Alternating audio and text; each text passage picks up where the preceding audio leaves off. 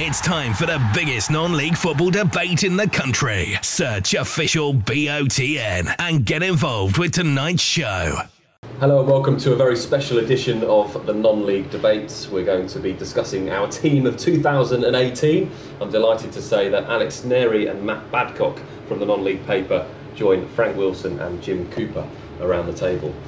So gents, it's going to be an interesting hour as we look at our team of 2018. And any thoughts on where we start? Well, goalkeeper's normally a good one, isn't it? Yeah. It's been such an exciting year for non-league football. There's been so much to talk about, both on and off the pitch. So many developments, the bigger crowds that we've seen, and so interesting to look back on the year. Is there anything in particular that stands out for you, whether it's players, matches, or growth in the game in general over the last year? For me, I think what probably helps the cause for non-league football at the minute is FA Cup success. I'd say that teams that have been doing well and that are still in the FA Cup competition, still flying the non-league flag, is something that sort of keeps non-league football prevalent in everybody's minds and thinking positively about it. Obviously Woking, there are some others, but I think Woking have had a fantastic season so far and obviously still in the competition. And it has been as you rightly say, it's been a great year for non-league teams doing well in the FA Cup as we look to the back end of the last campaign as well. Yeah, I think last year there weren't any teams who made it to the third round, and then people start saying, "Oh, non-league this, non-league that," and you think, well, you know, the year before Lincoln City got to the quarter-final, so it can't be that bad. But the big thing for the FA Cup this year has been the increase in prize money and what's that has brought to clubs by doubling it up and giving even the losers in the first preliminary and the extra preliminary round some money as well has been massive. And I think sort of clubs, you want the glory, and as managers you always want that glory as well, but that money that comes with it can be huge as well, can't it? And Alex, we've seen the continuation, if you like, really over the last 12 months of the likes of Salford City and Billericay Town, of AFC Fylde, that have got those investors in that have really come through the league, especially Salford and Billericay. It's an exciting time to be involved. It is a really exciting time in Salford. Fantastic what they've done and their rise, and I fully expect them to go on, and I think in 10 years time we could be talking about a real success story there. Billericay, I'm not so sure. It's all a little bit up in the air at the moment, but Salford, fantastic, great story for non-league football. And Jim, rightly, the Billericay thing is a bit up in the air at the moment, and we were eulogising over them last season, going up to and making such a good start in the National South. But the other teams that you could pick out maybe that haven't had the money, that have really been shining lights, the likes of Hendon. Yeah, I mean, so Hendon last year, and I'd also go as far as Hampton Richmond this year with Gary McCann at the helm. Taking over from Alan Dowson was always going to be quite a tough ask, I think, and their budget is small for the league they're in. And they're in a competitive position in the league. They're on a few points from the playoffs, and they've had a good FA Cup run. We're here to discuss that team of 2018. It's a long process that we've started to try and narrow things down. Let's start, as Jim rightly said, with the goalkeepers and take a look at the four-man shortlist that we put together. Any particular reasons that you want to explain why these players have come to the fore in the goalkeeping section? Well, I'll start. I saw Nathan Ashmore play 5 times last season, and I saw him concede 1 goal and prosper in a penalty shootout. So he just looks hugely imposing, and you think to yourself that when you see him that there's a mistake in there. He might not have the best hands. He's a great shot stopper, but I saw him at Aldershot, I think this time last year, as a 0-0 game, and he just controlled the back four fantastically. Coming to collect crosses, he was superb, and he, for me, is the name on that 4-man shortlist that really stands out. I think that if you look at Ebbsfleet last year as well, a lot of games they drew 0-0 and 1-1 where he really did keep it tight at the back. So he, for me, is the main man on that 4-man list, but there's plenty of competition there. We talked, Jim, about Jamie Butler a couple of shows ago as well, and his qualities. Yeah, indeed. I mean, and I'm proud for him that he's on the shortlist, if I'm honest. He had to fight to make that position his own at Sutton United against great competition down there, and he's one of those goalkeepers that has developed with the game in general. We mentioned a couple of weeks ago how managers now like to play from the back, and it's important you've got a goalkeeper who's equally as comfortable in possession of the ball and his distribution, and he's had a very, very good season. But if you don't mind me saying also about another goalkeeper on there, James Belshaw from Harrogate Town. He made the National North Team of the Year last year, and looking at the form he's in this year and the goals conceded at the moment, he's obviously continued that form in the league above. Mitch Walker makes up the four from Dover. It's not a bad four, is it? No, it's not bad. I mean, there's so many good goalkeepers in non-league at the moment. I was having a chat. I regularly talk to the England C goalie coach Mick Payne, and often go through sort of at the end of last season we went through all the clubs where the goalkeeper won Player of the Year. Mitch was one of those who won Player of the Year at Dover.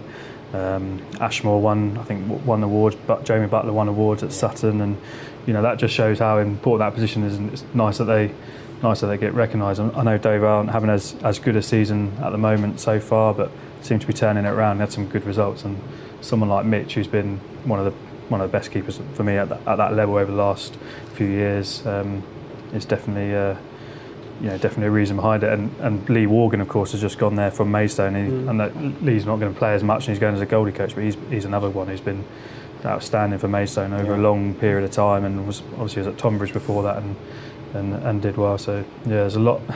It's a tough position to be in, but it's great when there's so many options out there. And it was tough to narrow that down to four. There were a few on the periphery that could have made it in. Yeah, I think, like I say, Mark Cousins was one of those, and he's gone to Barnet and carried on. He's got great experience, and that was big at Dagenham last year when they had a few problems and players left, and the money came out, and they had sort of some testing times, but he did really well for them. And I saw him actually play for Barnet on Saturday. He let to him, but I'm sure we probably won't bring that one up, mate. And it's Frank, it's still strikers get a lot of the plaudits and are often man of the match. The goalkeeper's such an important position. Yeah, I'd sort of echo what Alex said.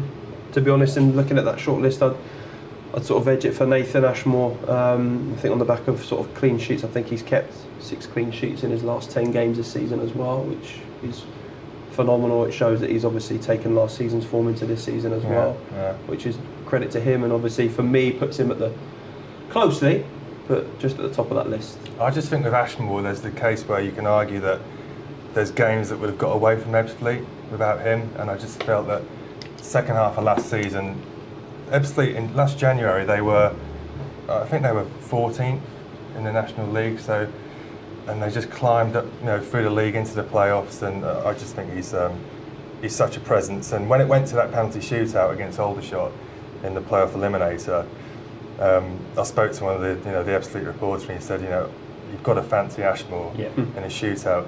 They had no right to win that shootout. Aldershot had 2 penalty kicks to win it, but he for me really does stand out. But I mean, another guy we talk about is Grant Smith, Boreham Wood last year, superb. So there's so much competition there. Yeah, I think going back to Ashmore, I mean, I've seen him make saves where you sort of think, well, I just can't believe that you've actually just kept that out. It was at the start of last season against Maidstone. There's one, I think Stuart Lewis went through in a shot. You think, well, it's a goal, and he somehow gets it, and get your hand to it and keeps it out. And those are the sort of the big moments. But Grant Smith was another good one, and he got his move to Lincoln. He's another player who's come down and sort of done his hard yards. He was at Bognor and they had their great trophy run to the semi-final, and then went to Boreham Wood and did really well with England C honours last season as well, and then moved on into the Football League with Lincoln. And another one that was James Montgomery, who was at Gateshead. He went into the Football League with Forest Green, so it's nice to see those sort of keepers getting that chance. Yeah, I'd like to make particular mention as well for Craig King, who's at Oxford.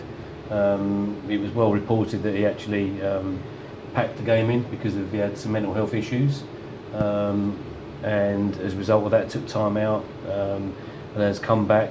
He's fallen back in love with the game, and the reports that we're getting or reading about at Oxford, he's having a phenomenal start to this season. So touch wood, may that continue, and he's in the frame for next season. Yeah, plenty of good keepers to choose from for this year's Team of the Year. We do need an 11. I felt like we were getting quite close then to maybe deciding on our goalkeeper. So are we all in agreement? I think we are actually. I think for me, I think Nathan. For me. first pick for our team of 2018 is Nathan Ashmore in goal. Just moving away from the team of the year and looking at some of the highlights perhaps of 2018. I know we look back on a season and pick out some highlights. Frank, we were there when we covered the Bostik playoff finals. We've mentioned the likes of the trophy as well already. What are some of the highlights for you of 2018?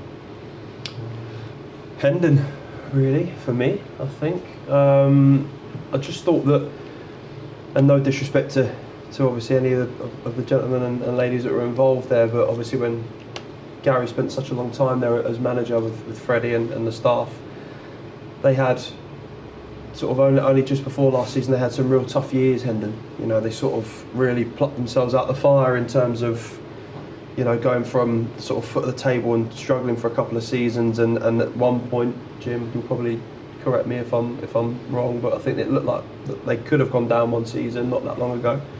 And I think that for a team like Hendon, and for what we probably perceive of them and what we expect them to achieve or not to achieve, I thought that their success last season and getting through to that playoff final, and how well they played on the day as well. We covered that game, Jim, didn't we, in the semi-final at home to Folkestone, and they absolutely smashed Folkestone. You know, and Folkestone have been a real formidable force that season as well, and quite rightly deserved their place in the playoffs. And then I thought Hendon were unlucky not to win the final, to be honest, and I thought they were going to get themselves a promotion. So yeah, of course, it came down to that penalty shootout, and I think it's probably worth mentioning at this point that playoff final for the Step 3 Bostik playoff final, the attendance, obviously Dulwich Hamlet involved, but what an occasion that was as well.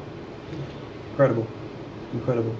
Anything else stick out for you this year? Yeah, for me, I'd like particularly mention, I suppose, for Corinthian Casuals. They got promoted into the Bostik Premier from last season, albeit via a route that they wouldn't have chosen ordinarily. But this is a club that doesn't have a budget, doesn't pay any of the players any money, and I just think that the way that James has run the club since he's gone there, he's transformed the way they play, to be fair, as well. And I think that they need particular mention of their success last year. Moving into the National Leagues, we look at the likes of the National South last season. It was such a close call at the end for who was going to make the playoffs and who eventually went up. Yeah, Braintree went up through the playoffs eventually. It was fantastic, and they benefited really from this new top 7 playoff structure. But actually, my highlight last year, just going back to the highlights, was the FA Trophy finals there at Wembley. You saw there the heartbreak. Bromley 1-0 up, just seconds away from registering the victory, and you turned around to me, didn't you? You never let me live this down. He had his match report already, and he was just about to. This is the perils of being having to write an on-the-whistle match report for a website. You have to write everything before and then just tear it all up. And it got torn up. Obviously, Roger Johnson own goal, but it was just a fantastic day, and to see Neil Smith, the way he handled that defeat was fantastic. So that for me was the pick of the year. Yeah, that was a great day, and I know a lot of people made a lot about Brackley and how they don't have as many fans as people sort of maybe want them to have. I don't know where you're supposed to conjure them up. I think they took more than 50% of the town were down at Wembley that day, and to see them winning. Kevin Wilkin, it was a bit of redemption for him. He'd gone to the trophy final a few years earlier with Wrexham as Wrexham's manager. They'd lost to North Ferriby on penalties, and sort of when they were going to maybe win the game, and he got sacked straight after that, and his big chance in full-time football had gone. So to go back there for him and win with Brackley was a huge moment for him personally, but also nice to see when managers get that, get those rewards for and come back from sort of disappointments and things. But another highlight for me was seeing Macclesfield get promoted. I mean, all the way through the season, everyone's saying, well, they'll fall away eventually, and Tranmere will come through and Pippa, and then as it went on, they kept getting results, and I went and saw them at Aldershot, and they not only won, but they played really well, and you thought, well, they've got something here. A few days later, they went to Tranmere, won there really convincingly, and then that was kind of like the 4 days that really sort of turned it. But I was down at Eastleigh the day they won it, and I think it's moments like that where you really see what it means to people. Eastleigh a long way away from Macclesfield, but those people who went down there, I know there's people who covered him in the press box were in tears when they won the league and on the pitch afterwards, and it was just an amazing sort of moment after the crowds had all gone. The players were just sat out on the pitch having a few beers and just sort of chatting about what they'd achieved, and you think this is sort of actually what it's all about really, to see, and it was quite a privilege to be there.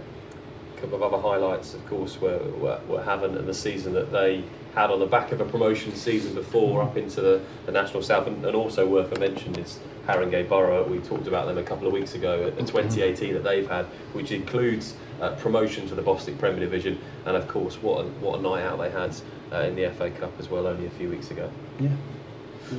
Plenty more to talk about as we review 2018 and pick our team of 2018 in the National League and the National League North and South. But let's move on to defenders. We're going to have a hell of a job to pick out. I was going to say a back four then, but Matt, you've already said that you fancy a back three out of this group of players. Well, yeah, I mean, it's always a tricky one. There's probably half in mind of thinking, we might be able to nick ourselves an extra striker or something, or midfielder later on in the team selection. And say that with a back three, and that's when I've got one of my players of the year, and then unfortunately he's had an injury and he hasn't played this season at all, was Kane Smith at Boreham Wood, who's for me one of the best right backs in the division, and he's young, and I can't see how he doesn't go on higher and have a really good career. Unfortunately he had a ACL injury that was in the playoff eliminator game against Fylde, and I was there and you could see it happening as he ran back and he just slipped, and you could just see that was a really bad injury straight away. And I don't think he's going to quite make it back for this season, but he is a real talent. But if you're looking at back three, there's some. I just think I'm so impressed in the National League how many players sort of stand out. But one for me every single time I see him play is Sean Pearson at Wrexham. Yeah, I think he's absolutely outstanding. He's just a proper defender. He leads all the time. He goes up corners and gets goals, and I think that's another value of a defender, isn't it? When they can get themselves a few goals. Yeah. Well, he's what that's Wrexham built. They were so strong last year. The amount of clean sheets they kept, and he was pivotal to that. But Manny Smith as well was just pretty strong alongside him. Yeah, they were just outstanding at the back, Wrexham, and their only problem last year was that they didn't quite get the goals to get those wins, but. He's had some injuries, hasn't he, Manny? Recently? Yeah, he's had an injury this season. I think he's it's nice to see someone again in that situation, sort of, get setbacks as well, and then for him to then still maintain his consistency, I think definitely shows what sort of qualities he has as a defender. He's definitely on my list, Manny. Yeah, I mean, Josh Coulson would certainly be on mine. I think again, just so strong at the back for Justin Edinburgh at Orient, and again. Early start of the year, I always thought Orient were a bit of a soft touch, so they would concede. I think in the FA Trophy they were winning 3-0 against Gateshead. They ended up drawing that game 3-3, and of course they lost the replay. That they don't lose games like that. They don't lose advantages anymore. If they get their noses in front, they stay there, and that's really because of Coulson at the back. So I think Coulson would certainly be one of my centre halves, and I think Manny Smith as well. But Pearson, I agree with you, Matt, absolutely superb. Talking about leaders as well, I'd like to put Marvin Ekpiteta in, currently at Leyton Orient but ex-Chelmsford. He's a beast of a defender, and he's certainly one that centre forwards won't like to come up against as well. But again, the list of names we've got on there for defenders is immense. He's been a National League Player of the Month, so not a lot of defenders are winning those awards, particularly for Leyton Orient with the attacking threat that they've had all season. So for him to be picking up a Player of the Month award speaks volumes for him. But that's a good mention. He's only young as well, isn't he? And to come in and England Sea call up as well. He's had that this year, and I saw the game when he sort of got in and he hasn't looked back was when George Elokobi pulled out injured, and after literally a minute of the game, and he came on. And every time I see him, I'm just so impressed with how he handles sort of difficult situations and the way he plays and the composure that he shows. He looks a really bright prospect, and as you say, Jim, he's sort of come up the leagues as well as other clubs as well. So I think, Jim, we'll ask you, because I know that you're an excellent defensive coach. We're talking about you're being really polite there, aren't you? I'm being very polite. We talked about it a few times on the show, and I think it's what we need to do is choose a formation. Jim, have you got any thoughts looking at the list, whether it would be, like Matt says, going for a back three, or perhaps we go for a traditional back four? Well, I mean, ideally for me, I'd like to play three at the back all the time anyway. That's just the way I like to defend, because it gives you that attacking options. You never thought you'd hear me say that, attacking. No, I didn't. And I, you know, if I'm going to pick three players from there, I would go with Manny Smith, Josh Coulson, and also Marvin Ekpiteta for me. Three dominant defenders there who would never let you down in any games there. So first of all, any objections? Matt and Jim say back three. Any objections or any different opinions of? I think from those players that are there, it's screaming out for a back three. Yeah. I mean, you got Carl Piergianni there from Salford, who has just signed a new contract with the club, and not only is he a man mountain at the back, but he scores goals as well. I think he was their player of the year last year as well. Yeah. Signing from an Australian team, didn't That's right, yeah. And he was just immense for them at the back, and like I say, he stole in pinched the odd goal too. But he would potentially maybe squeeze into my back three, but I will go with the expert here and definitely play a back three. That's no problem for me. Yeah. So it's just narrowing it down now to those three players. Well, I've got to give Gaz Dean a shout as well at Brackley. He was captain. I mean, you say Roger Johnson scored the own goal, and it went down as a Roger Johnson own goal, but Gaz Dean swears that he scored at Wembley. He said I was there. It came off my foot. I know what it felt like. And he was absolutely immense in that game. Yeah, he was absolutely brilliant. In the in extra time when Brackley were really going for the throat, he was absolutely superb. But he's just a very impressive sort of young man when I've spoken to him. And very confident. Yeah, he's sort of. Sometimes you speak to players and you just think something a bit different about you. He's always been like that, even when he was young and came through with Kev Wilkin at Nuneaton, and then he went to he won the Conference North with Nuneaton, went to Solihull, did the same. Now at Brackley and won the trophy. And he's one of those players that I know he's got a really good job outside of football at Jaguar Land Rover. He sort of like designs cars and things like that. One of the lead engineers, I think he is. And he's not. Yeah, if he didn't have that, he would. He'd be playing full-time football. But he's got this other side where he enjoys that side of his life, and he enjoys his football and playing with his sort of what essentially his mates at Brackley and doing well. Every great manager has a great kind of captain on the pitch, and Gaz Dean's definitely that for Kev Wilkin. He's his right-hand man, isn't he? He's his voice on the pitch. They work brilliantly together. He looks after the dressing room for him. Looks after the dressing room. He keeps everyone in line. Real captain. And as you say, there's something about him. He's got that kind of edge. He's confident. He carries himself really well. I'm happy to but he's not one of my three. He's not getting in my back three. One of you two have got to tell one of those three if they're not playing. Can we phone them now? So have we agreed on who's the first? Let's try and agree on one. So who's the first of our back three? Pearson, I think. Pearson. Yeah. I'm Pearson now. Okay, so we've got one. Any thoughts on someone to join in? I think I've got to have Josh Coulson in there for me, purely from where Orient are in the table and the year that they've had. Just fantastic. So he's the man for me. And for me, I'm going to go with Marvin Ekpiteta, also of Orient, because of where he's come from. He's come from the lower leagues and has stuck at it, and now he's playing regularly and playing well for Leyton Orient. Matt, any thoughts? You looked. There's a little look then that just. I just can't. No, I'm sure that they can all be in there. I just can't. Like as Jim was saying about Liam Daly, and then there's Carpigiano.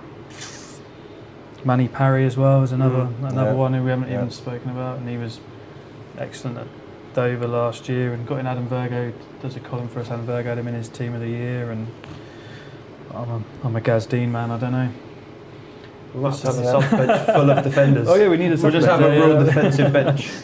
So we've got Pearson, Coulson, and Ekpiteta at the moment.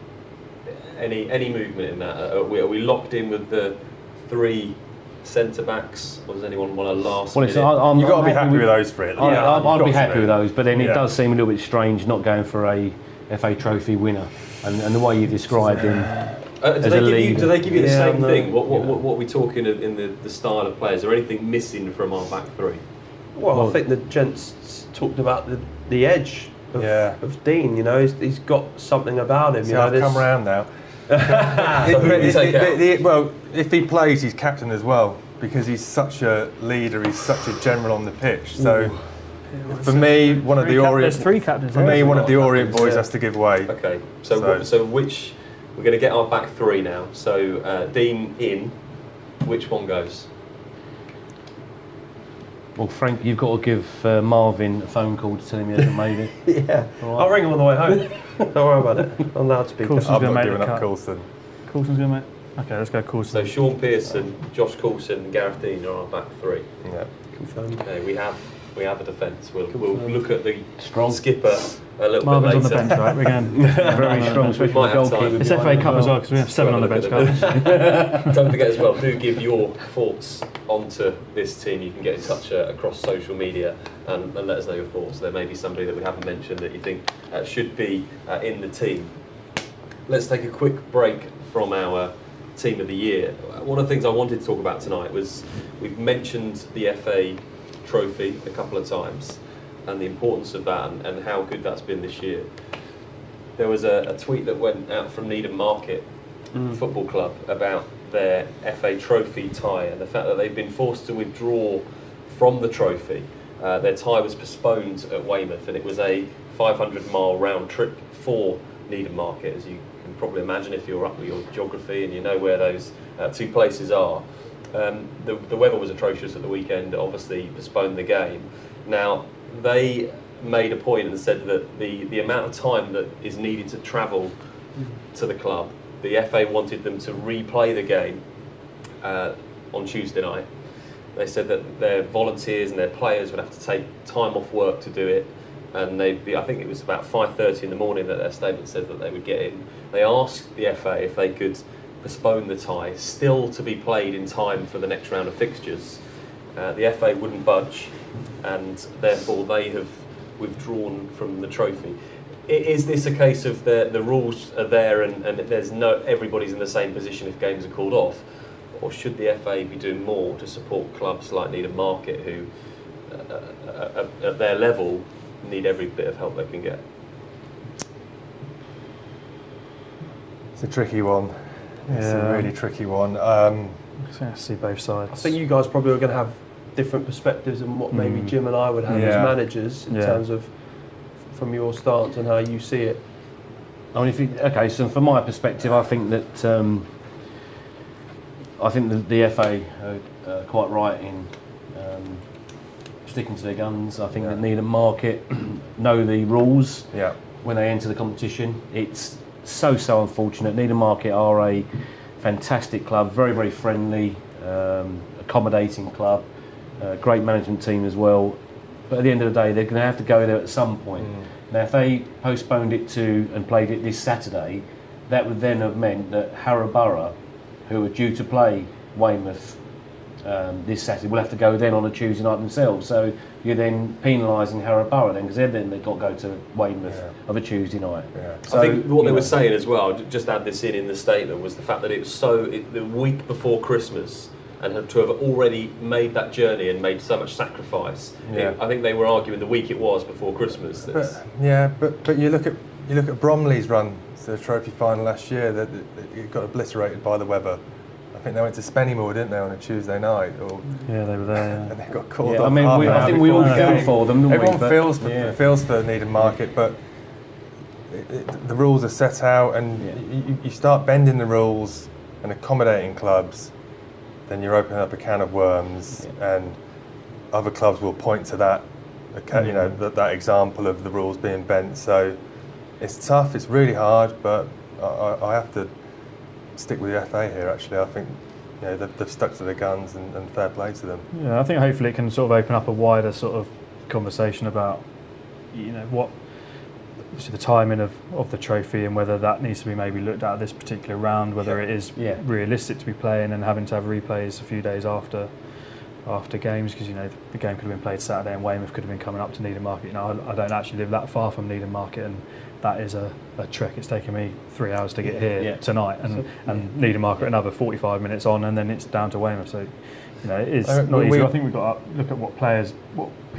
and managers are being asked of them, and from a health point of view. But we've spoken about the FA Trophy first round being a couple of weeks earlier, maybe, so you're avoiding that Christmas congestion, and you're encouraging the bigger teams, the bigger National League teams, to field their strongest teams, because they're already concerned about the festive fixture backlog, and teams like Aldershot and Gary Waddock, they've got their eyes on points in the league. So sending an academy team to Bedford. Exactly, yeah. They're literally sending an academy team. Full academy team they're sending down there. So I just wonder if bringing that first round forward a couple of weeks would alleviate those problems and alleviate problems like this. But in terms of this actual case, I think that the FA have stuck to the guns, and they had to do that. On a wider scale, as we look back on 2018, we've talked a bit about the FA Cup and the excitement that it's brought this year. We've seen the announcement today that the 5th round of the FA Cup will no longer have replays. It was a few years ago that we saw the quarter-final wouldn't have replays. We look back on the Heybridge Swifts from step 4 and their run and the replays that they had in that. When we talk about the FA Trophy, one of the things in the statement that Needham Market actually said was, our proposal is to not cause a fixture backlog, that we would try and play this fixture on a Tuesday night, and we wouldn't. And what we would do is we would then set out now that fixture would be finished on that evening. There would be no need for a replay, because obviously a replay would then bring further congestion in. Do we need a bit of a review, as specifically looking at the FA Trophy, the fact that these replays perhaps are causing problems? I know already clubs can decide between them, can't they, whether they have a replay. And I remember a few years ago, I think the first ones to do it were Wrexham and Luton, I believe. I could be wrong on that, but they said right before the game we will play this to conclusion on the day. And there's lots of different opinions about the trophy and replays and things. And then there's some people who think National League managers think it should be a midweek competition and things like that. Which I'm not sure I agree with. I mean, we've seen in the FA Cup replays. That's another round down that we're not having replays. And then, so what are you going to do in the 4th round? Are you going to get rid of replays? Are we seeing the end of replays in the FA Cup? I mean, I always go back to Cambridge United were in the Football League then. It was the year after they got promoted, and they played Manchester United at home in I can't remember if it was the 3rd or the 4th round. And Josh Coulson actually missed a really good chance at the end, a header that would have won them the game and beaten Manchester United. He actually says that's the best miss of his career because they drew and they got to go and play at Old Trafford, and that's one of the that'll be one of his career highlights. And I think it's difficult, isn't it, to got to play games of football. There's lots of seasons are long and add in games, but personally, just sort of think replays are part of it. Just to make us all feel a little bit old around the table, remember the early 90s, and two famous examples were Liverpool against Everton, which went to a fourth game, and also Leeds Manchester United that went to a 4th game as well. So we've come a long way since then. That decision around the replays in the FA Cup is going to be to the detriment of non-league clubs as well, because if you make the first round of the FA Cup, you then get a share of the attendance monies in replays after the 3rd round's played. So if you've got a Liverpool-Everton replay, which is going to be 50,000-60,000 people they're paying, that share of that attendance now doesn't go to the grassroots level.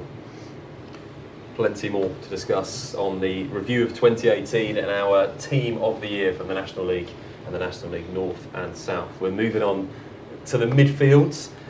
Always a big discussion to who goes in your midfield, and I think having a look at it now, are we decided on formation in midfield? Have we gone for 3 at the back? Managed to get our 3 central defenders. You like to play through your midfield, don't you? So are we playing?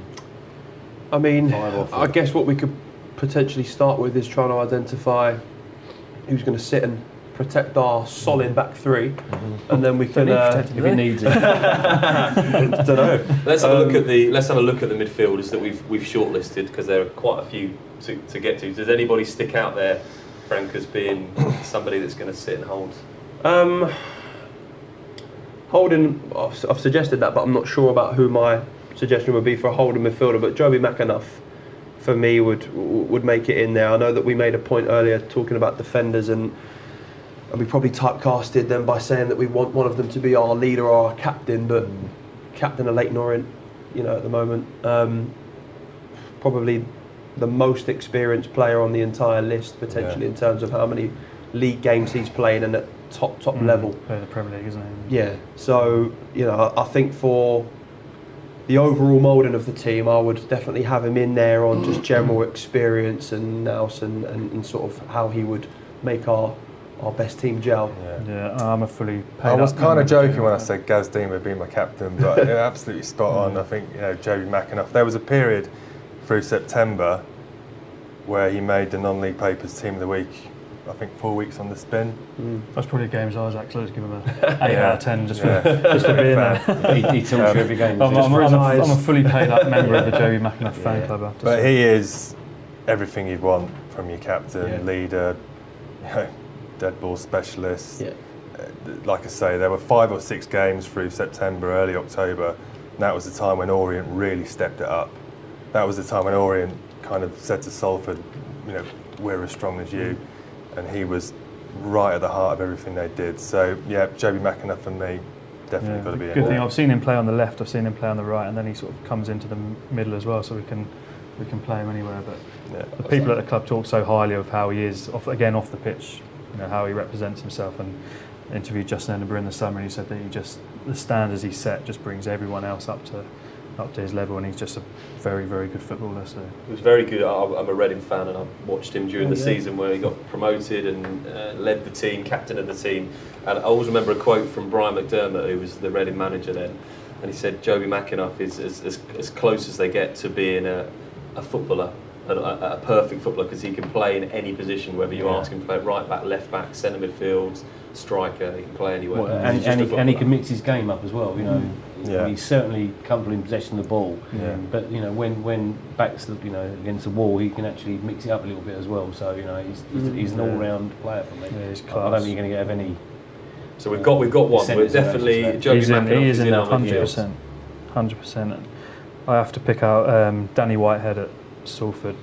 I think central midfield on his day. I don't think there's many better than him in the National League. I just think he's an outstanding footballer.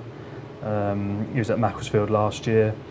He's one of those. He's been up and been in the league and come back down, and he was just such an important part of that Macclesfield midfield in their title win last season. And put in some big performances in that run that we've spoken about. Gone to Salford. I mean, I know Macclesfield fans were disappointed to lose him on a free, and many thought he'd maybe go into the league. But obviously, we all know what the project is at Salford, and they rate him very, very highly. And I think he's just an outstanding. So was that his choice not to go into the Football League, or? Yeah, I think because Salford to be part of that, and I mean, it makes it makes sense. Yeah. But there was all the talk in the summer was the signing of Adam Rooney, wasn't it? And Danny Lloyd. That I agree with Matt. He's been absolutely superb for them, and what he did back end of last season with Macclesfield as well. So yeah, he's definitely one for me. I've got to have someone from Solihull Moors in there, the likes of Darren Carter, Carl Storer, but Darren Carter has just been absolutely superb, and what Tim Flowers has done there. Yeah. There's some turnaround at the club. It's absolutely, it's just an immense turnaround, and I just feel that having that experience in there, he's 34, 35, he's just been pivotal to what they do. So I think Darren Carter's got to be worth a good shout for me as well. But again, there's bags of talent in there. It's going to be a tough one. Yeah, it's difficult. Like I said, Carl Storer, he came in, I think last sort of January from Cheltenham, and he's won this league, and he was another one at Nuneaton with Gaz Dean, another one of those sort of players. But he's just again another very good footballer. He's helped turn that club from they were going out of that league last year, weren't they? Yeah. Marty Yates came in, and they had obviously a bit of investment in the squad, and he was one that came in, and he's been excellent this year, and they're pushing for the FA Cup as well this year, aren't they? So we've got 3 names on the list at the moment. It's Joby McAnuff, Danny Whitehead, and also Darren Carter. How many players are we putting in our midfield? For a 6-man midfield now. Well, it gives us the option of a nice 3-4-3 here, doesn't it? Yeah, I think we've got to go forward 3-4-3. Going ahead and look at the list of the strikers. I want to mention someone who's actually not on the list, and that's Billy Crook of Braintree. He was their skipper last year, guided them to promotion against all the odds for a a small club, and scored. I think he scored close to, if not over 20 goals from central midfield. So I'd like to mention him, although he wouldn't get in the team of the year because of the strong competition there is there. And also again, Corey Whiteley of Ebbsfleet, attacking wise, and some of the goals he scored in this calendar year have been exceptional. He'd have a good shout for me for getting in that midfield as well. Blair Turgott, absolutely, just been early season for Maidstone. I think he scored 7 or 8 games on the spin. So there's so much to choose from. But McAnuff, Carter. You look at even someone like Liam Noble at Hartlepool, and he's gone off the boil a bit recently, and all the problems that they've had there. And I think he fell out with Bates, and he was benched for 3 or 4 games on the spin. But for the calendar year, it's been.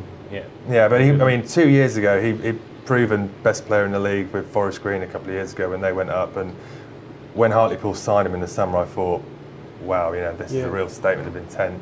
That's the right kind of calibre of player that they need in there. And it's no coincidence that when they were flying in and around the playoffs, he was playing every week and scoring every week. But I think they've had a few problems up there recently, and he's been on the bench. But he won't be making it in for me. But it just shows you the talent that's in these teams, and the talent that we're choosing from here is superb.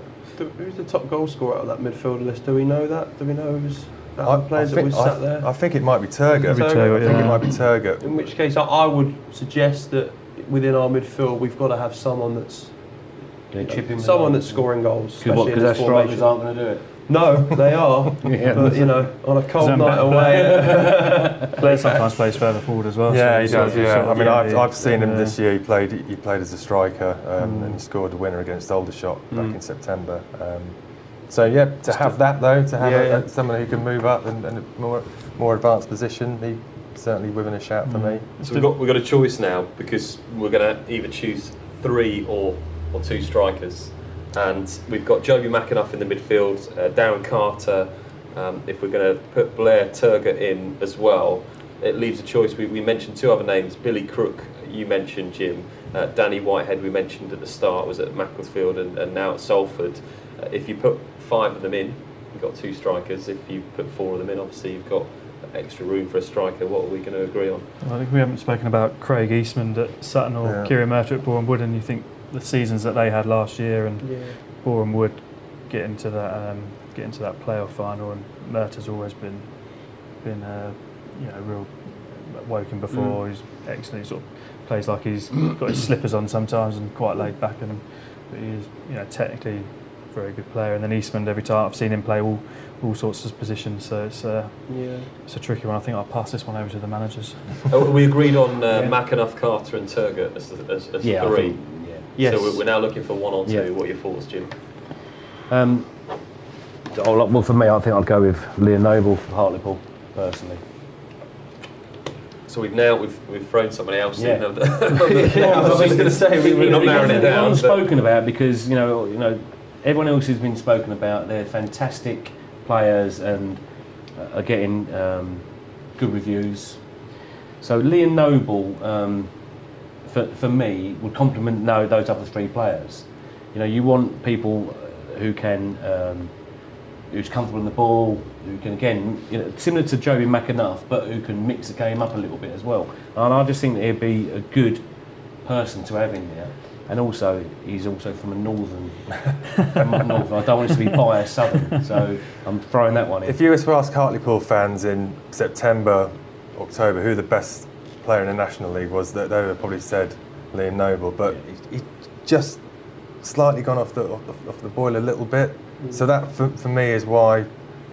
I put him on the list, no problem, but just doesn't quite get into the team for me.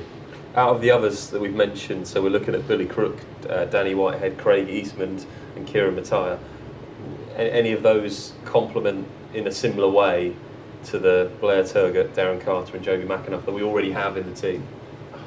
Think about that. I don't want to be detrimental towards Billy Crook. I think he's definitely worth a mention. He's right a brilliant player. To bring him up. I just think that the calibre of play that we're talking, the players that we've shortlisted here, You know, Craig Eastman's been on he's played in the Champions League for Arsenal. Do you know what I mean? I know he's where he's at now, but you can't neglect those sorts of facts in terms of a player of his experience, and even suggesting him. I'm not 100% sure he breaks into a midfield 4 if we're only going to pick from 4 players at the moment.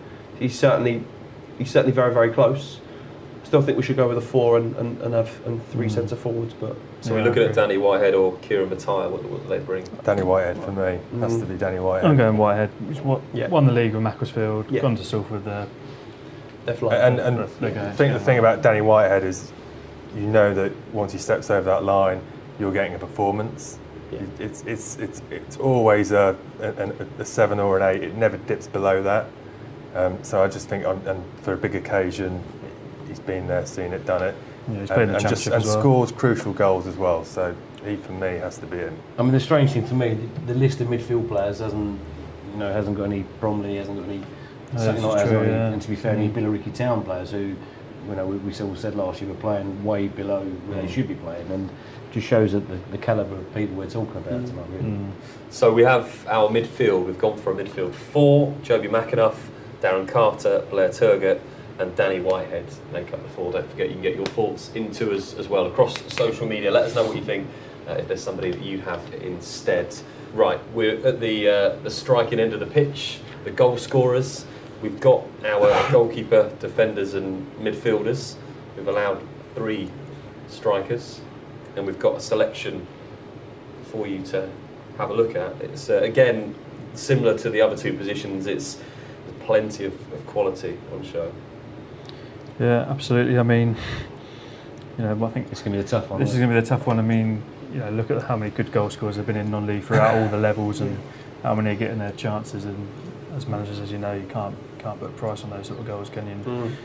When you get a good striker who puts them in, you want to keep hold of them and do everything you can. And I think Leighton Orient are going to find that out now with Macaulay Bonne and how well he started this season and how well he did last year. People are going to come and want him, and it'd be strange if they didn't, because I think Justin's come out in the press this week actually saying that he's expecting his players to be sought after by the Football League because they're doing so well. And that's football, isn't it? It's non-league football. Yeah, that's what you expect, isn't it? Yeah, it's all part of the food chain, isn't it? I guess. Well, nobody's made the National League's, the non-league papers' National League Team of the Week more this season than Danny Rowe. He's made it 6 times. I just think that he slightly goes under the radar a little bit, where Macabon and Adam Rooney kind of are going toe-to-toe. Obviously the 2 guys at the top of the table. But Danny Rowe and AFC Father are up there in the playoffs, and he's the complete striker for me. He just smashes them in with both feet, great in the air. I mean, some of the highlights of their games, and you watch him. Yeah. If you just look at him, his movement, everything in and around the box, he's phenomenal. And I think it's a really good point you made about on that list of players we're looking at here, which the viewers obviously aren't aware of. You think, well, maybe he is actually Yeah, I think he scored 46 or 47 goals season before last in National North, and 24, 25 goals last season. On course to do the same. He's not been too hot of late, but I mean, if AFC Father win and they win well, he's there, and he's not just scoring 1, he's sometimes scoring 2 or 3. So to help us narrow this down, we've shown 6 on the screen, 6 strikers that we're looking at. Frank, as a manager, what different qualities, if you had 3 playing up top for you, what different qualities would you want in those 3 strikers? I think that you want adaptability and versatility in your 3, and you want at least 1, if not 2, to be able to play in wide areas or to cause problems in wide areas. I think that the modern system of playing a 3 is that if you're looking at Danny Rowe, if you're looking at someone being your archetypal number 9 that's going to play back to goal and sort of provide and assist and bring other players into the game, then I think that what we have to be looking at in at least 1 or 2 of our other options are players that can go and play in the half spaces or go and play in the channels and either become a provider for the team or take attention away from a big centre forward, number 9, and make his job a lot easier. So I think that we have to look closely at players that are going to have maybe a slightly different attribute to their game than just goal scoring. Does that narrow it down, gentlemen? No.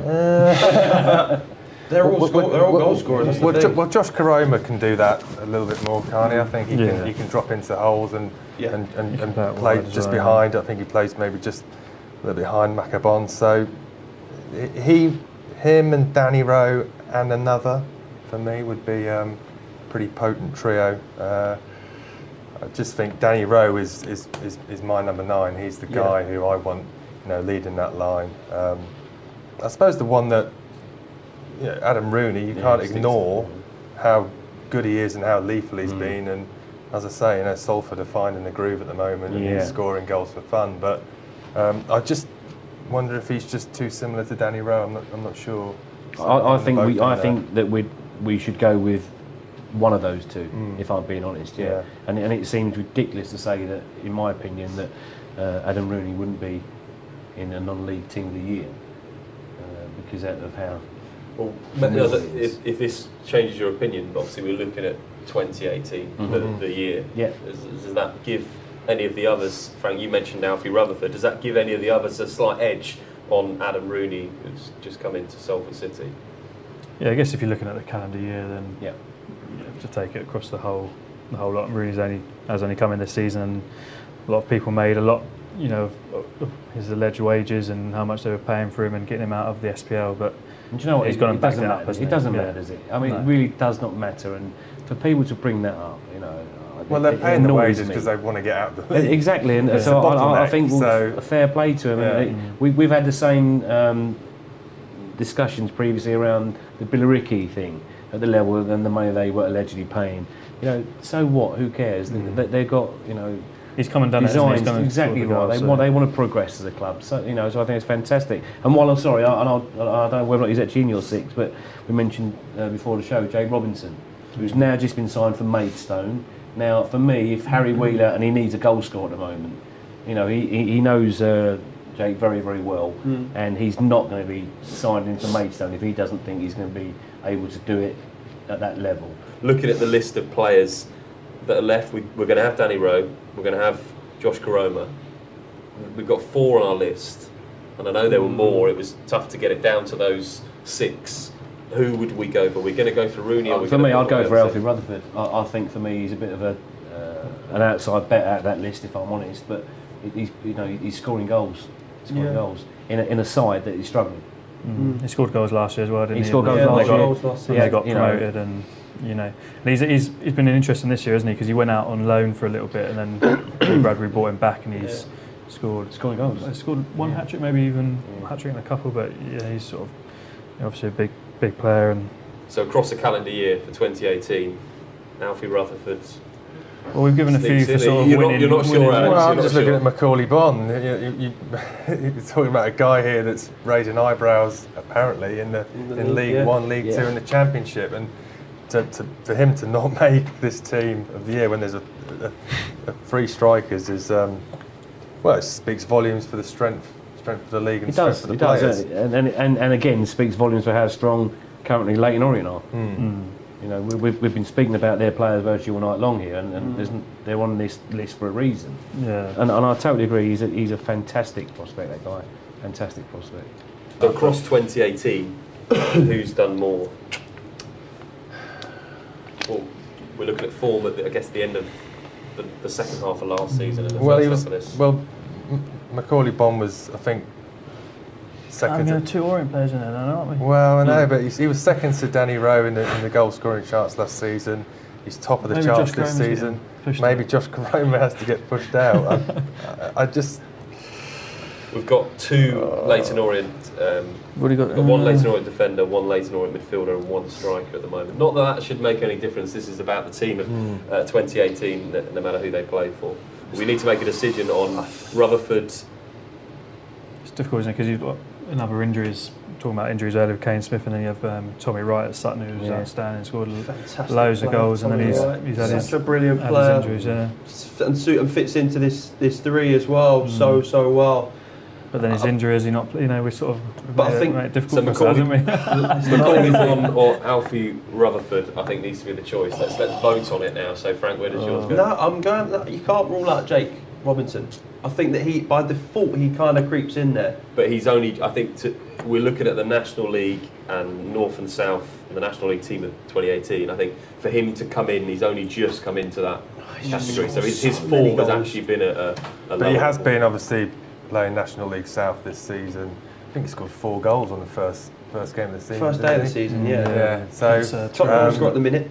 Yeah. So he's not getting we're missing someone as well, aren't we? Yeah, we are. We're missing someone absolutely obvious, but and you can let us know as well if we're missing somebody obvious or a club that you want to add in and comment on. Let's stick with the two that we had of Alfie Rutherford and Macaulay Bonne and see which one of those players goes in. So we have to vote. Frank, which one gets your vote? Alfie Rutherford for me gets my vote. Yeah, 1 goal every 77 minutes. Jim? I like that stat. Good stat. And I'm more of a defensive manager. Do you know what? I'm going to change. I think the argument you put across, how can he not be in that team? So I'm going to go for Macaulay Bonne.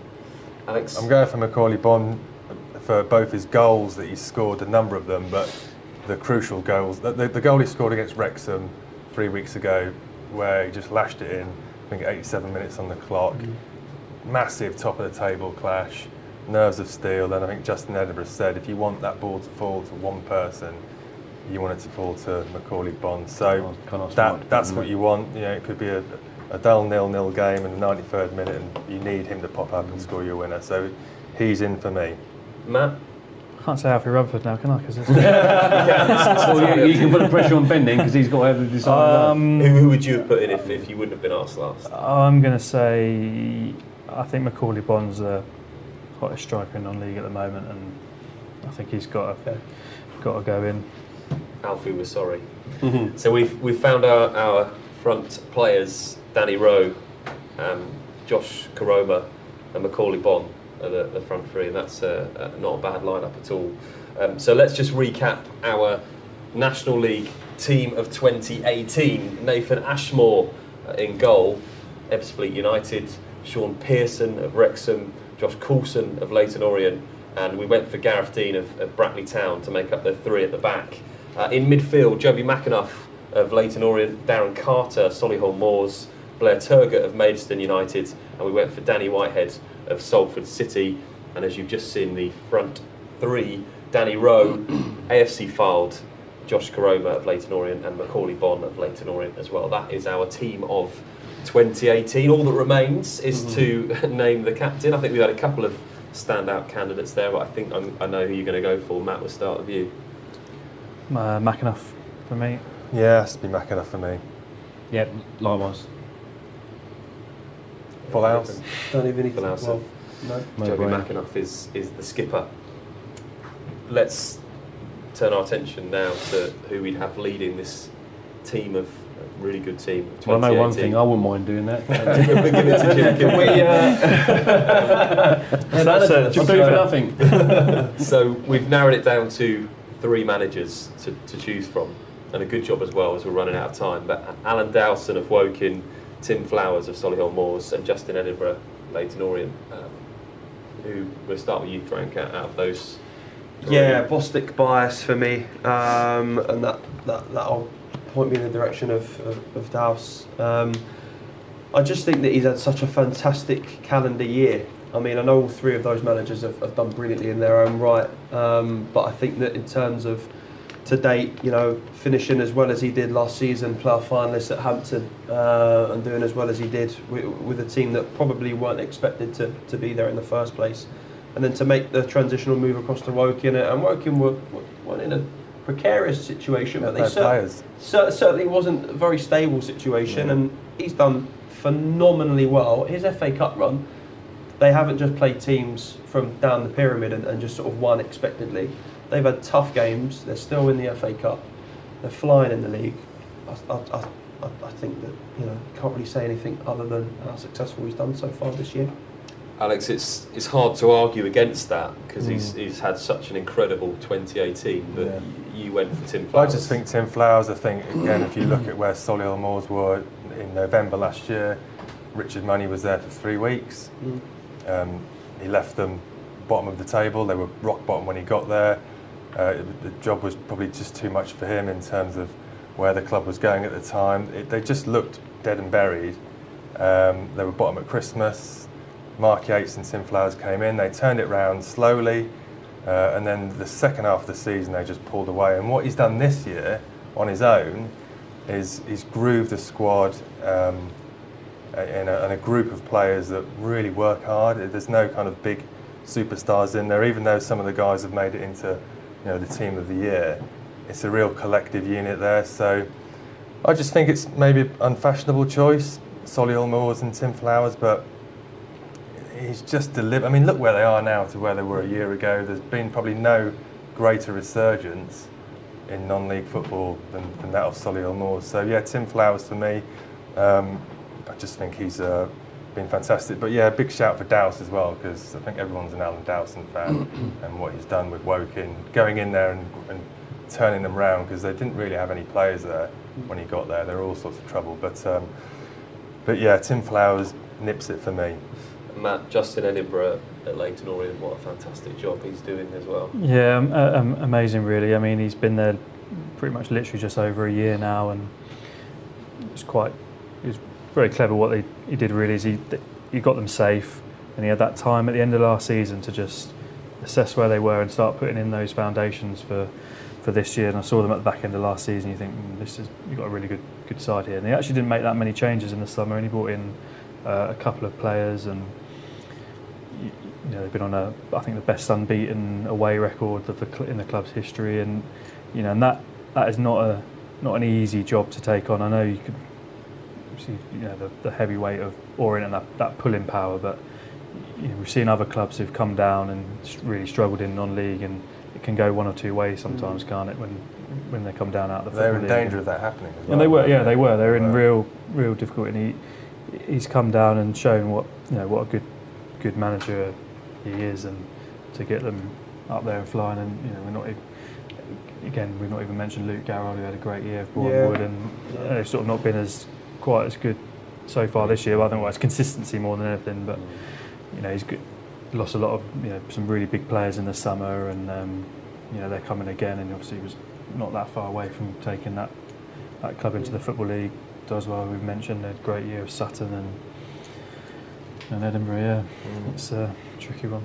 There's so many good names, especially on that list, Jim. Yeah. For you, out of the three of them, any? Well, I'm not going to echo exactly what's been said. Totally agree with what Dowse has done in the last calendar year.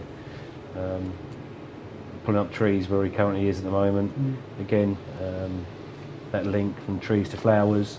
Seamless. Again, he this year really the turnaround from that club is to be applauded. I mean, it's phenomenal really.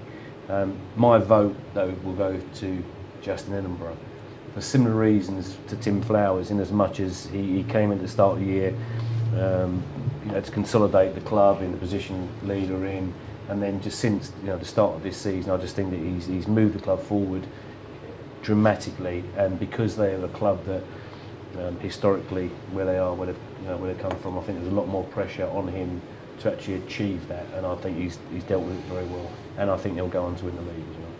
Okay, so your vote for Justin Edinburgh. I think we know where you're going to go with Alan Dowson, as you said at the start. So Alex, who gets your vote? Well, it has to be Flowers. It has to be. So he's my. It's worked out that Matt's got the casting vote once more again. Yeah. Like Darcy Bussell on Strictly Come Dancing. Decide him. It's a tough one.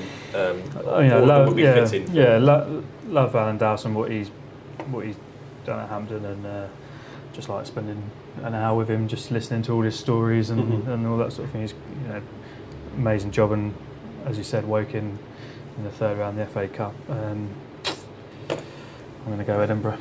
I mean, to be fair, Edinburgh's lost 8 games in a calendar year.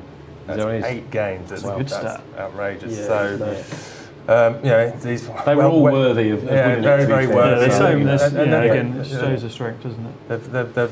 I guess there's added pressure on Edinburgh because people expect Orient to be where they are now, and they expect them to stay there. And he's just breathed new life into that football club when he went there. And I remember you spoke to him when he took over. He said this was the only club for me in non-league football. It's such a job and such an honour, and he's really embraced the club, hasn't he? The fans love him, and you know, he's steering him in the right direction. So yeah, he's a worthy manager of the year. A fitting choice to complete our team. Let's take one more look at the National League team of 2018, as chosen by the guys, and Nathan Ashmore, the Ebbsfleet United goalkeeper, Sean Pearson, Josh Coulson and Gareth Dean make up our back three. Joby McAnuff, Darren Carter, Blair Turgott and Danny Whitehead in a midfield four.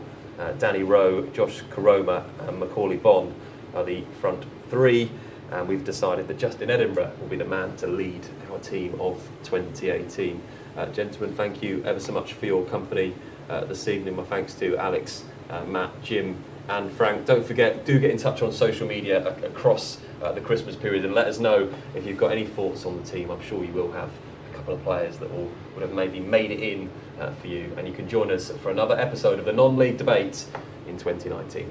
Have a great Christmas.